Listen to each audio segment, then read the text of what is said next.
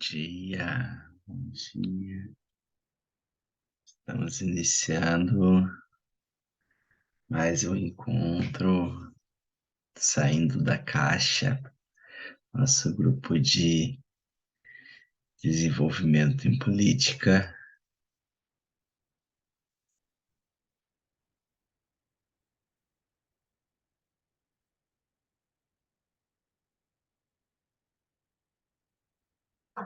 Vamos ver se mais alguém vai entrar aí com a gente, a Tamara, a Andreara.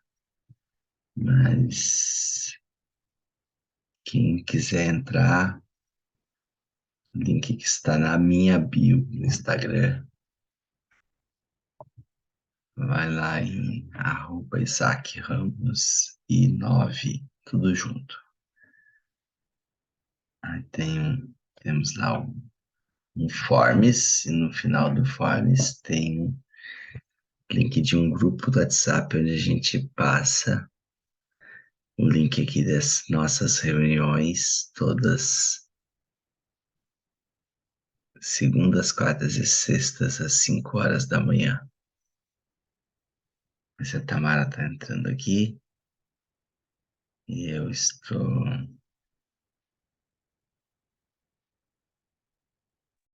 abrindo nosso livro aqui também.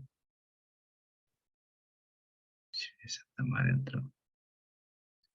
Bom dia, Tamara.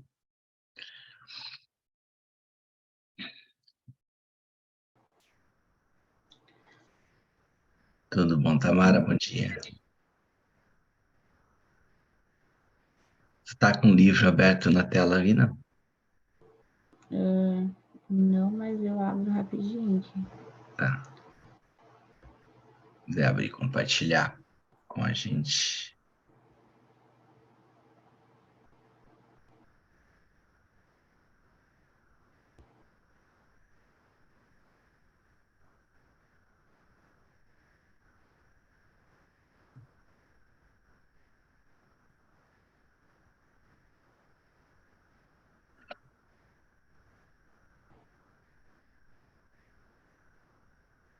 A gente vai continuar hoje a partir do capítulo 4.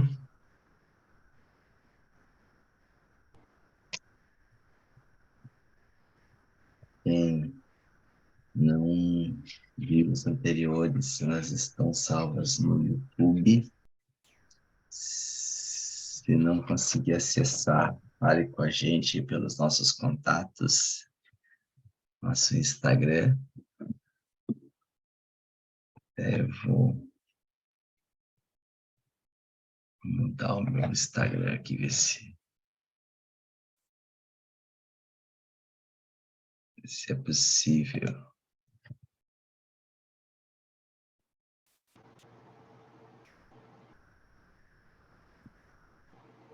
Deu certo aí? É isso aí. Dia 8/2 hoje.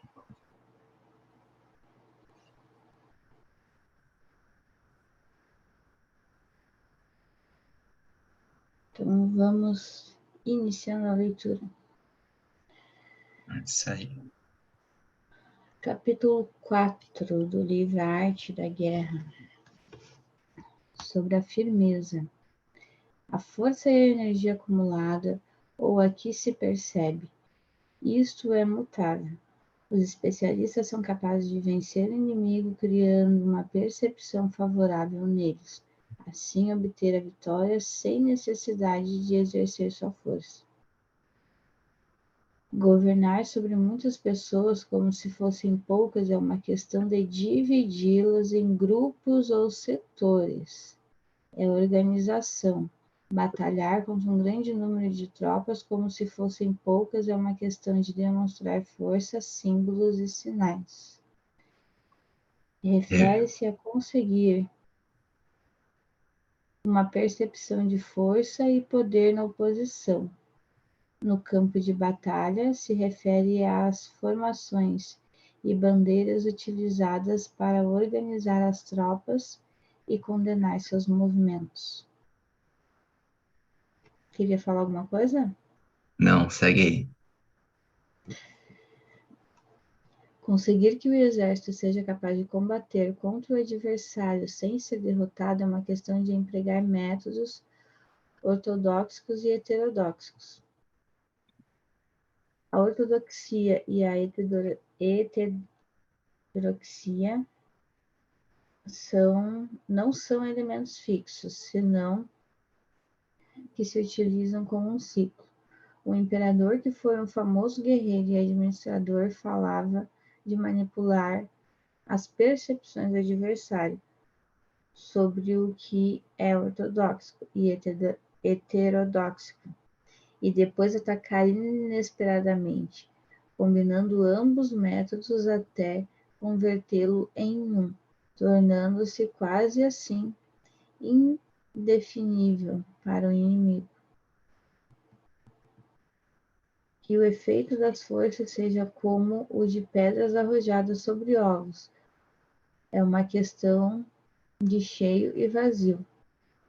Quando induzes os adversários a atacar-te em teu território, sua força sempre está vazia, em desvantagem.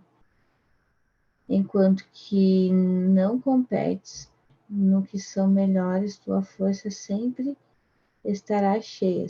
Atacar com o vazio contra o cheio é como arrojar pedras sobre ovos. De certeza se quebram. Quando se inicia uma batalha de maneira direta, a vitória se ganha por surpresa. O ataque direito é ortodoxo, o ataque indireto é heterodoxo. Só há duas classes de ataques na batalha: o extraordinário por surpresa e o direto ordinário. Porém, suas variantes são inumeráveis: o ortodoxo e o heterodoxo. Certo? Até o final vou saber falar a palavra, né? Se originam reciprocamente como um círculo sem começo nem fim. Quem poderia esgotá-los?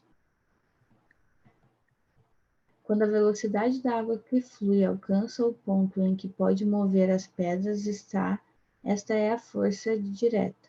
Quando a velocidade e manobrabilidade do falcão é tal que pode atacar e matar, isto é precisão. O mesmo ocorre com os guerreiros especialistas. Sua força é rápida, sua precisão certeira. Sua força é como disparar uma catapulta. Sua precisão é dar no objetivo previsto e causar o efeito esperado. A desordem chega da ordem, a covardia surge do valor, a debilidade brota da força. Se queres fingir desordem para convencer os teus adversários e distraí-los, primeiro tens que organizar a ordem, porque só então podes criar desordem artificial. Se queres fingir covardia para conhecer a estratégia dos adversários, primeiro tens que ser extremamente valente, porque só então podes atuar como tímido de maneira artificial. Se queres fingir debilidade para induzir a arrogância em teus inimigos, primeiro deves ser extremamente forte, porque só então podes pretender ser débil. A ordem e a desordem são uma questão de organização, a covardia é uma questão de valentia e de ímpeto. A força e a debilidade são uma questão de formação na batalha. Quando um exército tem a força do ímpeto, a percepção, inclusive o tímido se torna valente. Quando perde a força do ímpeto, inclusive o valente se converte em tímido. Nada está fixado nas leis da guerra. Essas se desenvolvem sobre a base do ímpeto. Falta muito aqui ainda. Ah, não, falta bem pouquinho. Vou concluir aqui então. Uhum. Com a acústica, se pode antecipar e conseguir que os adversários se convençam a si mesmos como proceder e mover-se. Ajuda-os a caminhar pelo caminho que lhes traçam. Faz mover-se os inimigos com a perspectiva de triunfo para que caiam em emboscada. Os bons guerreiros buscam a efetividade na batalha a partir da força do ímpeto, e não dependem só da força de seus soldados. São capazes de escolher a melhor gente, empregá-los adequadamente e deixar que a força do ímpeto logre seus objetivos. Quando há entusiasmo, convicção, ordem, organização, recursos, compromisso dos soldados, tens a força do ímpeto, e o tímido é valoroso. Assim é possível determines. Assim é possível determines os soldados para suas capacidades, habilidades e encomendar-lhes deves e responsabilidade adequadas. O valente pode lutar, o cuidadoso pode fazer sentinela, o inteligente pode estudar, analisar e comunicar. Cada qual é útil. Fazer que os soldados lutem, permitindo que a força do ímpeto faça seu trabalho, é como fazer rodar rocas. As rocas permanecem imóveis quando estão em um lugar plano, porém, será que é rocas ou rodas? Rocas. São rocas de fiar. Sim, sim. Porém, giram em um plano inclinado. Ficam fixas quando são quadradas, porém giram se são redondas. Portanto, quando se conduz os homens à batalha com astúcia, o impulso é como rocas redondas, que se precipitam montanha abaixo. Esta é a força que produz a vitória. Interessante. É, que eu percebo assim que o capítulo todo ele fala da mesma coisa, ele fecha ali com uma conclusão. E eu tive a visão assim de tem uma barragem onde tu represa toda a força e aquela questão das rocas morro abaixo ali, né? No plano inclinado. Tu concentra, quando tu tá usando todos os elementos da guerra, o líder, né? O imperador, ele vai usar a inteligência, ele vai, mas os soldados, quem vai para a guerra, ele só vai convocar na hora certa, para que tenha o ímpeto, né? Ele só vai dar ordem na hora certa. E como, então ele vai liberar uma barragem para que aquilo vai e o ataque seja fulminante, seja arrasador, né? Tu tem, se tu deixa os soldados por conta própria indo e pela sua vontade, tentando vencer a guerra, mas de uma forma desordenada, não, não, não, não é certa a vitória, não é contundente, não é. Ele usa os termos ortodoxia e heterodoxia, né?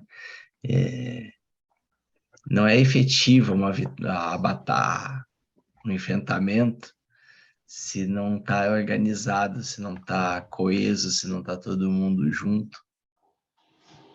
Esse é o meu entendimento aqui. Não sei se que tu entendeu, mas é como a gente está fazendo sempre analogia com o que aconteceu agora das eleições até o dia 8, né?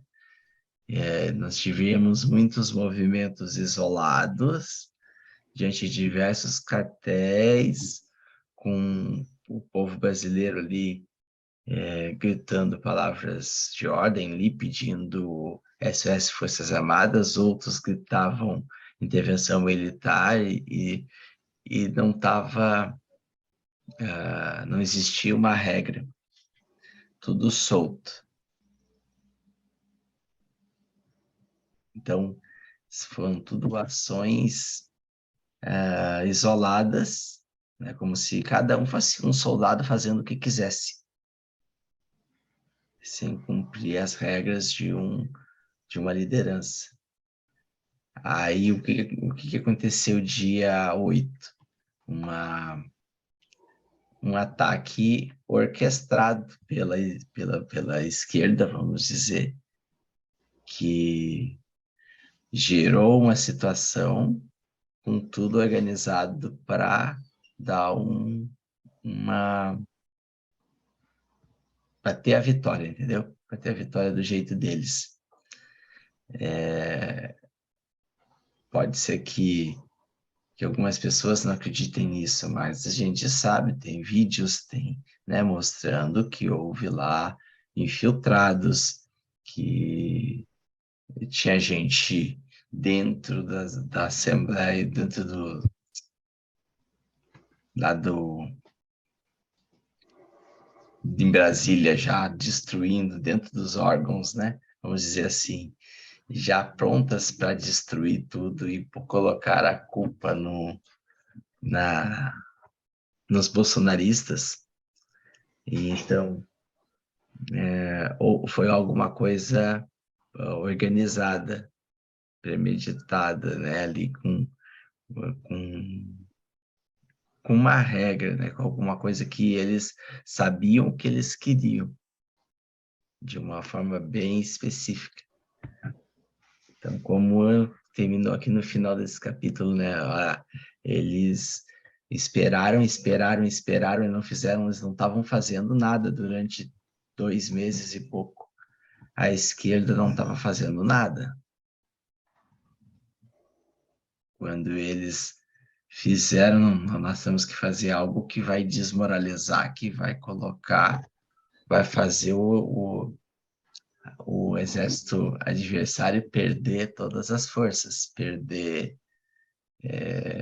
essa batalha, numa jogada de mestre, vamos dizer assim, né? Então, o que deu para entender desse capítulo é isso, né? Que tem que ter um método, tem que ter uma regra, tem que ter uma liderança, não pode deixar cada soldado lutar a seu bel prazer. Não, convoca todo mundo para a guerra, põe no campo de batalha, e agora vão lá e atacam.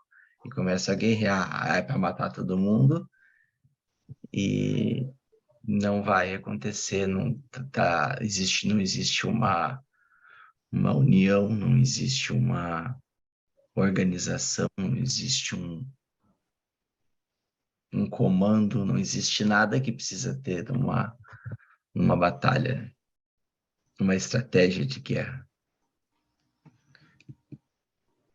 Se, se é isso mais ou menos o que eu entendi, né, nesse capítulo. Não, mas é isso aí mesmo. E ali no início fala, né? Governar sobre muitas como se fossem poucas é uma questão de dividi-las em grupos ou setores. Isso é uma organização, né? Então é mais fácil tu governar sobre todas ou tu governar sobre um grupo. É mais fácil tu dividir as pessoas em grupo, né? Se tu tem uma grande empresa e tu precisa treinar pessoas, é mais fácil tu chamar todo mundo de todos os setores e vamos treinar junto, ou daqui a pouco é mais fácil tu pegar setor por setor, dividi-las em setores e treinar uma por uma.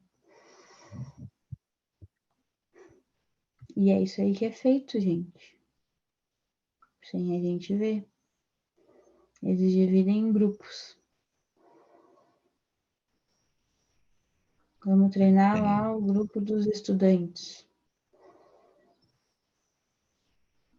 O grupo do LGBT e todo o resto do alfabeto lá agora. O grupo das feministas. Quando tu divide em grupo, tu dá a cada grupo o que é importante para aquele grupo. Cada um vai ter o seu papel e cada um vai ter a recompensa que é importante para ele. Então, se tu vai comandar um grupo, unir todo mundo, né, num grupo único, sem dividir, tu vai ter que generalizar tanto o propósito quanto o bônus, quanto a recompensa. E então tu vai ter talvez um propósito onde algumas pessoas ou muitas pessoas não se encaixem, não se motivem para lutar, e tu vai ter uma recompensa que também não é motivadora para uma grande maioria. Então, por isso que tu Exatamente. divide em grupos. O setor, não, tu falou de uma empresa, né? Tu vai ter o setor do RH. O setor do RH, ele trabalha com pessoas, ele tem uma vocação. Então, tu vai ter as palavras que motivam aquele grupo são diferentes da palavra que motiva o grupo de vendas. Né? Se nós pensarmos numa indústria, não faz sentido, por exemplo, o RH ou o grupo de vendas aprender sobre produção daquilo ali. A produção é um outro grupo. Não faz sentido para eles perder tempo com isso. E é isso que se faz hoje. Se cria grupos, cada vez mais grupos para trabalhar o desejo específico, a necessidade específica de cada grupo.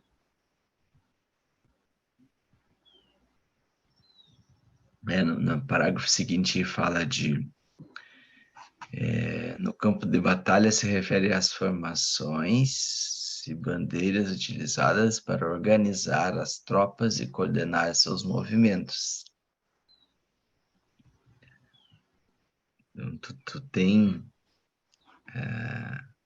bandeiras diferentes para cada grupo. A gente estava falando.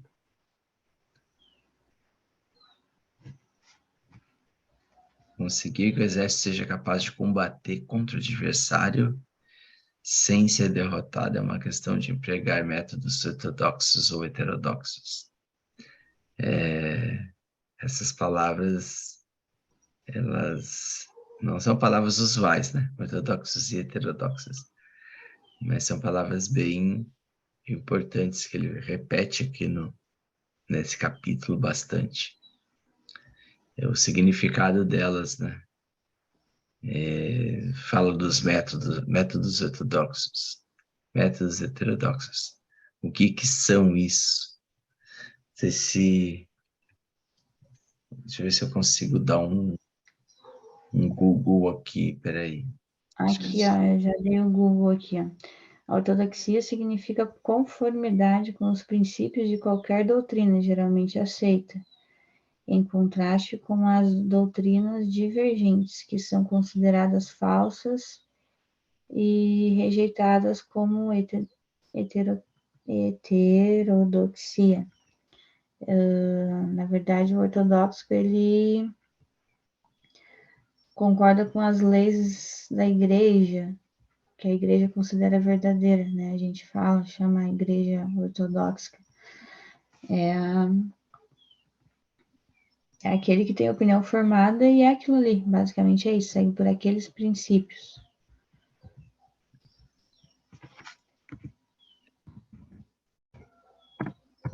E o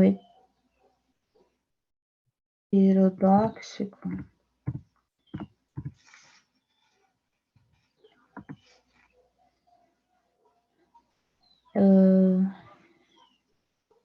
inclui quaisquer opiniões ou doutrinas que discordem da sua posição oficial ou ortodoxa. Quer dizer que são Um é meio que o oposto do um outro, grupo né? de... Exatamente, são opiniões diferentes que se colocam juntas. E o ortodoxo é uma opinião única, segue um princípio. Conseguir que o exército seja capaz de combater contra o adversário sem ser derrotado é questão de empregar métodos ou ortodoxos ou né, heterodoxos. Então, a ortodoxia e a heterodoxia são elementos fixos. Não são elementos fixos, senão que se utilizam com um ciclo. O imperador, que foi um famoso guerreiro administrador, falava de manipular as percepções dos adversários sobre o que é ortodoxo e heterodoxo, e depois atacar inesperadamente, combinando ambos os métodos até convertê-lo em um, tornando-se quase assim indefinível para o inimigo. Então, ele fala o que a gente falava nos capítulos anteriores sobre confundir o inimigo, né? Como que tu confunde o inimigo. Então, aqui numa hora, ele faz o inimigo pensar que tu tem um método ortodoxo, que tu tem uma mentalidade fixa, que tu acredita em determinadas coisas e é só aquilo ali que vale. Em outro momento, se tu muda de a tua estratégia, tu faz o adversário pensar que tu tá agindo de maneira heterodoxa, de que qualquer coisa é possível tu fazer, que existe, né, que não existe limite nas tuas ações. Aí o inimigo já não sabe mais, já fica confuso, ó, ele é ortodoxo ou ele é heterodoxo, o que ele acredita dentro da ortodoxia dele. Então é a questão de realmente tu confundir o teu adversário. E isso talvez tenha sido o que derrubou o governo alemão, que vinha há anos lá, a chanceler. Agora esqueci o nome dela, mas ela vinha há anos lá, né? E ela vinha pregando aquele discurso ortodoxo contra o casamento gay, contra o aborto, contra, né, aquele discurso fixo de que era aquilo ali. No momento que ela começou a abrir, que ela apoiou o casamento gay, que ela começou a abrir chance pro parlamento alemão ir lá e escolher, né? Ela deu uma entrevista na TV e disse que eles teriam direito de escolher sobre o casamento gay. No outro dia, o parlamento foi lá e votou o projeto. E ela acabou perdendo um pouco, né? No momento que ela tentou confundir, talvez, para ganhar mais, ela acabou perdendo também. No momento que ela abriu para opinião diferente, ela acabou se queimando, digamos assim, e acabou perdendo os votos e perdendo a eleição lá.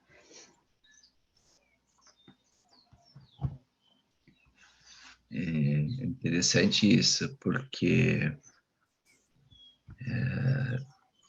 ela perdeu o apoio de quem apoiava antes, né? De quem apoiava ela antes. E isso porque... A Angela Merkel. Isso. Porque o apoio aqui, a questão de ser de ortodoxo ou heterodoxo, não... Ela tem que ser usada como estratégia para confundir o exército adversário. Mas dentro do seu próprio exército, dentro do próprio comando do exército aqui, né? dos seus líderes, ela tem que ter uma. Ela tem que saber o que está fazendo. Eles têm que saber o que está fazendo. Eles têm que estar em unidade. Então, é É que, na bem. verdade, se a gente for olhar, um governo, por exemplo, ele é heterodoxo, né? Ele em si, ele tem várias opiniões, ele muda de opiniões, ele finge mudar de opiniões o tempo inteiro, ele, né? Só que ele divide em grupos ortodoxos, que pensam daquele jeito e que defendem aquilo ali. Então, o governo tem um grupo que defende os homossexuais, tem um grupo que defende o aborto, tem um grupo que defende isso, tem um grupo que defende aquilo, tem um grupo que defende aquele outro. E esses grupos são ortodoxos, eles têm a opinião formada e é aquilo ali, ponto. E o governo defende várias opiniões.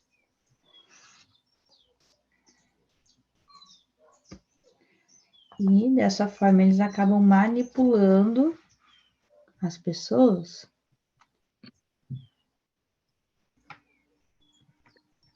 No final desse parágrafo ali, ele fala sobre dois abaixo, não vai com o terceiro. O imperador, que foi um famoso guerreiro, administrador, falava de manipular. Tem mais 10 minutos. Aí, manipular as percepções dos adversários sobre o que é ortodoxo e heterodoxo. Depois atacar inesperadamente, combinando ambos métodos até convertê-lo em um, tornando-se assim indefinível para o inimigo. É a estratégia de confundir as pessoas, né? Eu vou lá e começo a...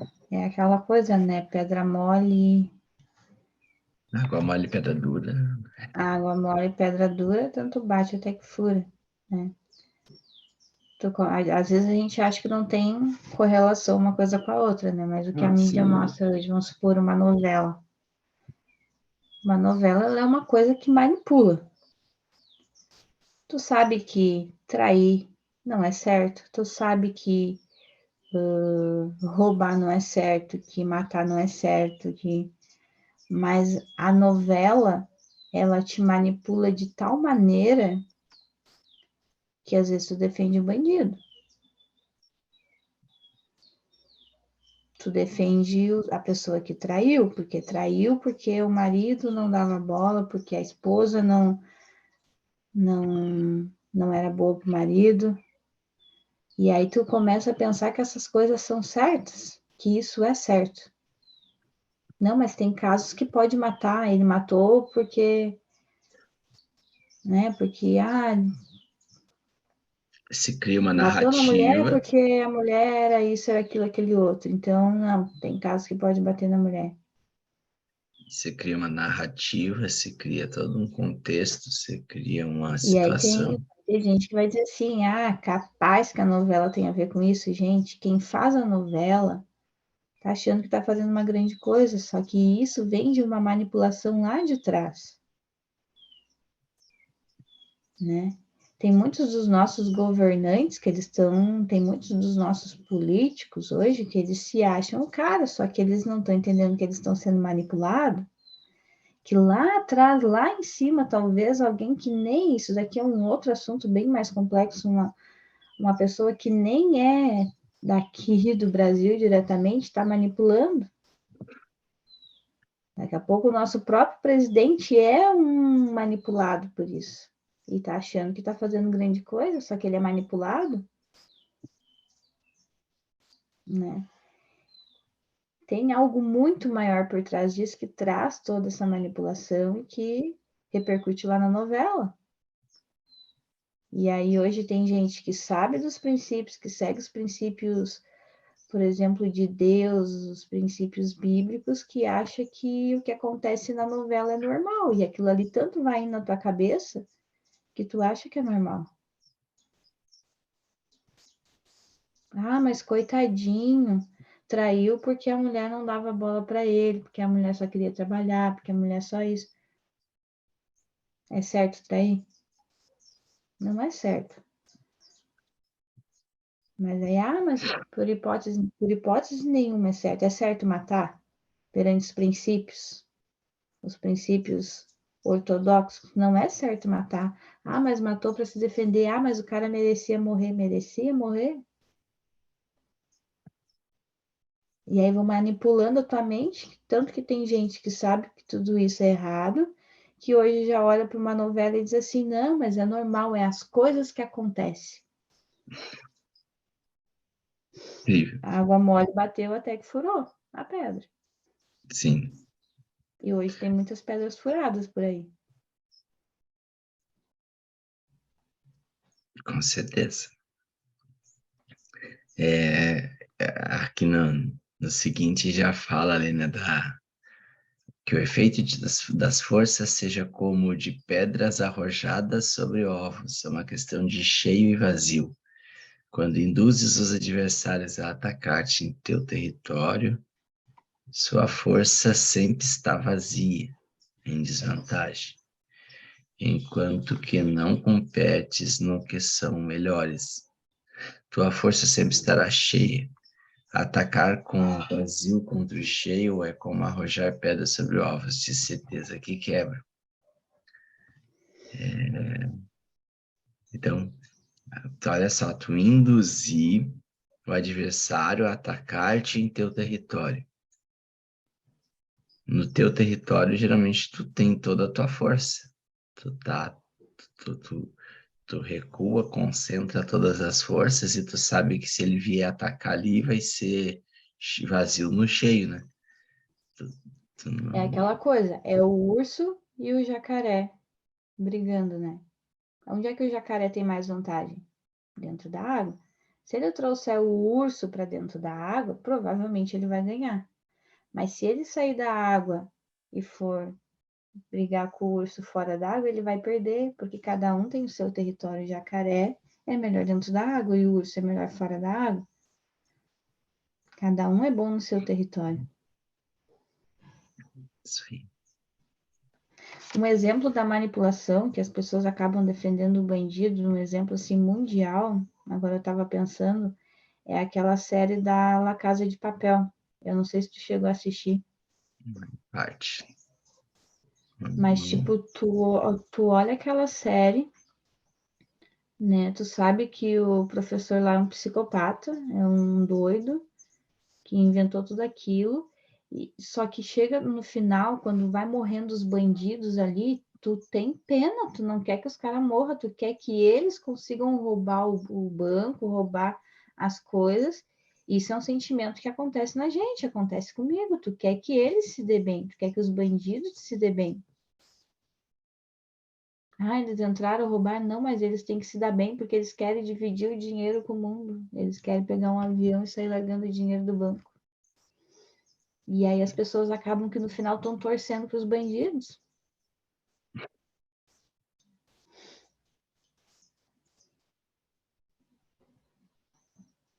Hum, qualquer, qualquer coincidência aí não é mera, como é que se diz? Mera coincidência.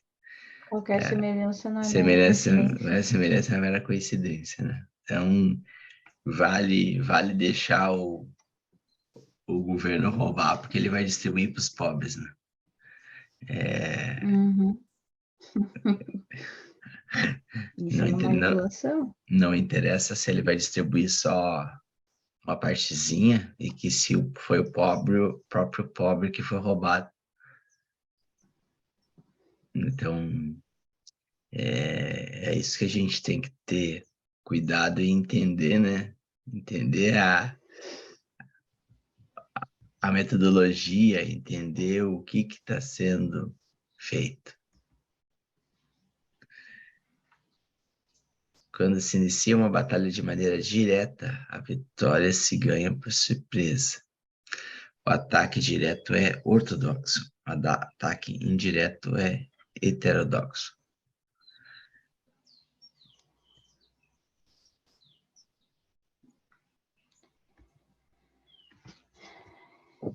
Gente, é isso aí. A gente é manipulado indiretamente o tempo inteiro. E aí as pessoas só pensam assim, não conseguem ligar, né? Que lá por trás tem alguém manipulando aquele, que manipula aquele outro, que na verdade é um Uhum. grupo de gente manipulada, que é muito mais fácil tu pensar pelo pensamento dos outros do que tu pensar por si mesmo. E lá atrás tem alguém que, né, a gente pensa assim, ah, a China é um comunismo bom, né? O que a China faz hoje? A China, ela compra territórios de outros países. Sim. Vai A ter. China tem hoje direitos sobre uma parte da Patagônia, que é uma reserva ambiental na Argentina enorme. E quando o governo se deu conta que tinha entregado uma parte da Patagônia, não deu tempo de voltar atrás. A China é uma grande manipuladora. A China compra terras em todos os lugares. E a gente tem que prestar atenção nisso. Ah, mas de onde tu tirou isso? Vamos pesquisar, gente. Vamos estudar, vamos ir atrás. Qual é a origem da arte da Vai guerra? acabar, vai acabar. Vai Vamos dar um terminar. bom dia para todo mundo. Tá terminando nosso tempo aqui.